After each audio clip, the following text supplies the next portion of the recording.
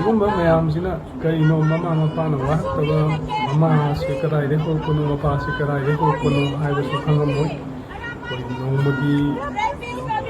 सूरगा सारगा लेरंगनी mama पादुना Moina सोना मस्ती तौरगा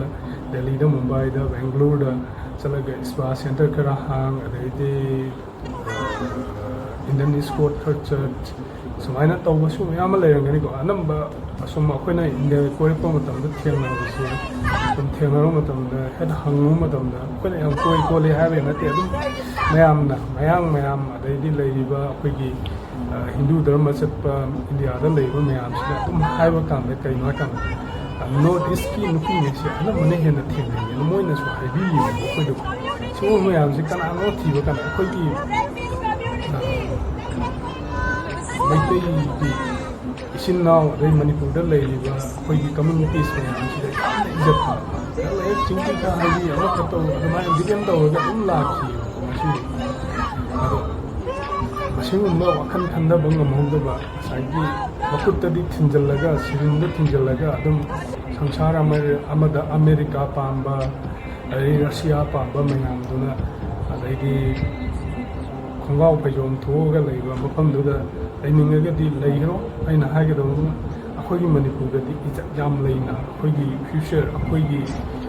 मणिपुरगी एशियनगी इज्जत से यामना नोलुगना यामना फजना साइगी हिंदू धर्म मदा चलिबा मतै अमदा कै चटनी मागी मयामगी नुपीदा कै चटनी ना हाइबा कल्चर दो अखोइगी इसा जिदा लोइना तंबीबा लैय अदो साइगी कम्युनिटीज आई ममिंग दे पल्लरोय कम्युनिटीज सी कम्युनिटीज खनबा होरैबा कम्युनिटी से करी मतम पुनसिदा लोहोना सेपरेट एडमिनिस्ट्रेशन तालगा अदैगी कनो दो करिसु मपुनसिदा फंगदौसु नते सुगुम्बा मीसिना अफबा करिसु पोरखदौबु नते हायसे अखोइ मणिपुर प्रजा मयामना खंगनासि मोसि ममा पाना वरक्तबा मसागी इज्जत जोनबा कांगु खरना सुमाइना अखोइगी सुक चावरबा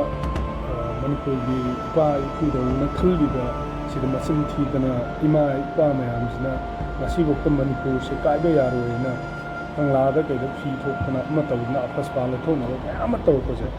सिगुम्बा मी खरजिना मफुन अखोइगी पुनसिसिदा यामना डिस्टर्बेंस तौबसे सिगुम्बा मी नुपी ओइगा नुपा ओइगा अखोइगी मसकसे खंगगा अखोइगी मणिपुर गवर्नमेंटगी कनो सिना लोगी मतुंगिना मखोइसे फारगा थम्बा दरकार ओइदेना अइ वाखन थमजगे हाइना सिमा हाइजगना